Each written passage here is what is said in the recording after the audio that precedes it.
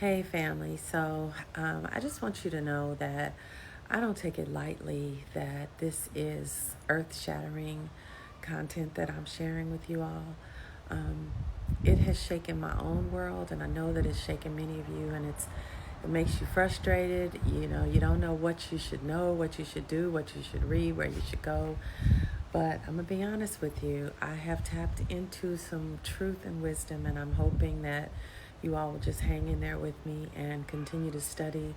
And we're all showing ourselves approved, right?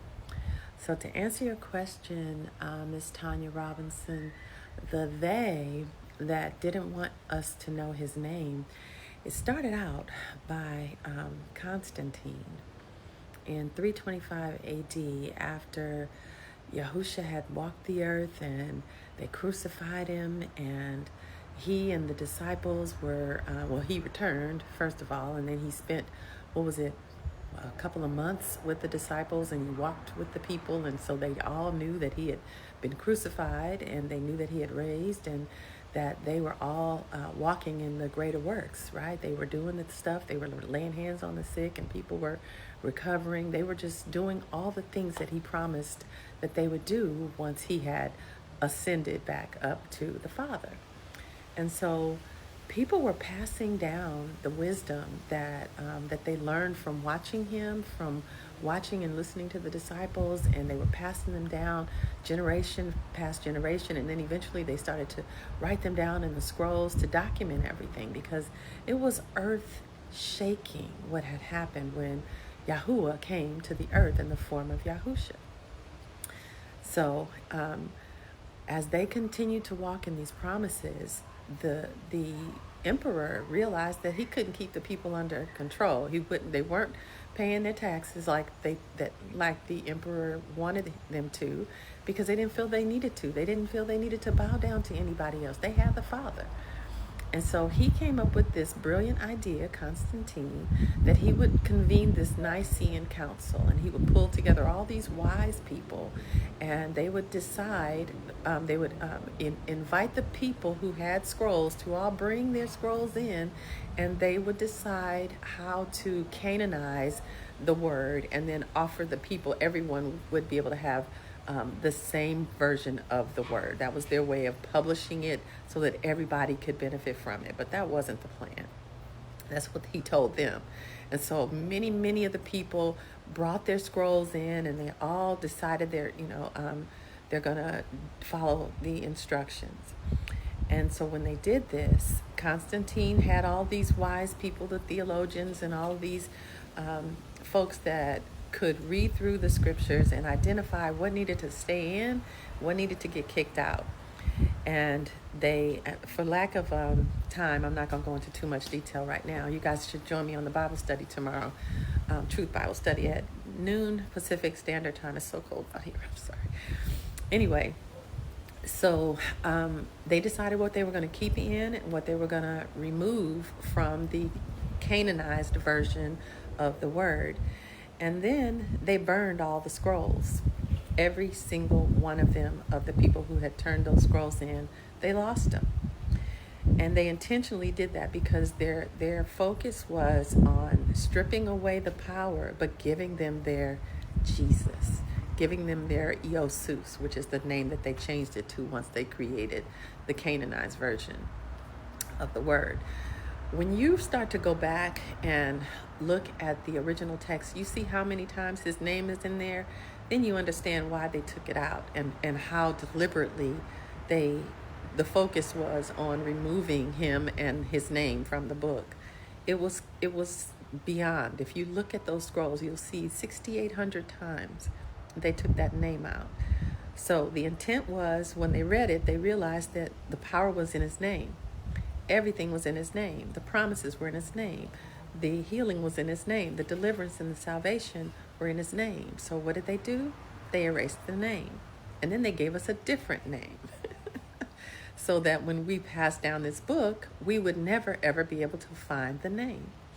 Now, there was the Father, in his infinite wisdom, convinced one family to take the scrolls, instead of turning them into Constantine, to put them in those big old clay pots and drag them up the mountain and hide them in a cave. And prayerfully, we would find them one day. And in the 1940s, I think 1945, something around there, they found them, the Dead Sea Scrolls. And when they found those scrolls, they found the originals that contradicted a lot of the things that we've been taught. And it helped to map back what they did. It helped to show us how they twisted things. So, oh gosh, it's cold. Sorry, y'all.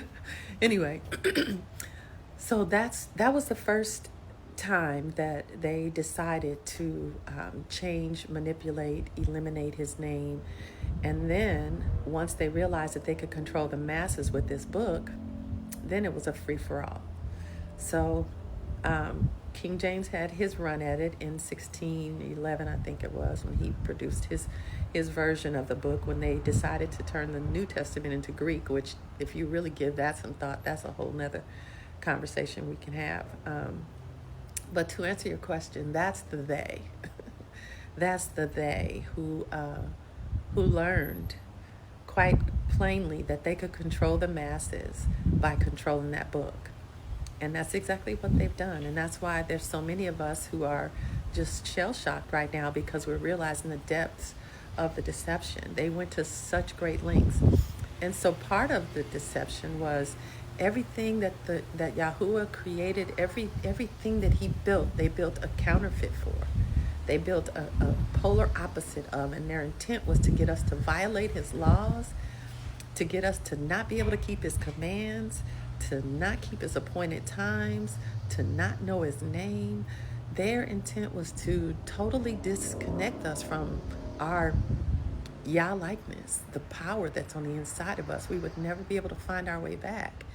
And had it not been for the Dead Sea Scrolls, that one lone family that was willing to sacrifice. Now think about this.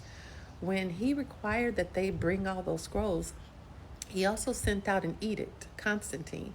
He sent out an edict that said, if your family is found holding these scrolls, not only will they kill everyone in your family, all of your animals, take your land, and you and your legacy will be wiped off the planet. That was the consequence for keeping those scrolls. And the boldness and the confidence and the courage that one family had to have, or a group of families, I don't know, but that they had to have in order to pack those scrolls into those clay jars and drag them all the way up the mountain and hide them in caves for us to find them thousands of years later. That was a feat, and it took courage, and it took obedience, and I'm so grateful for it, because we wouldn't know his name otherwise. So I hope that answers your question.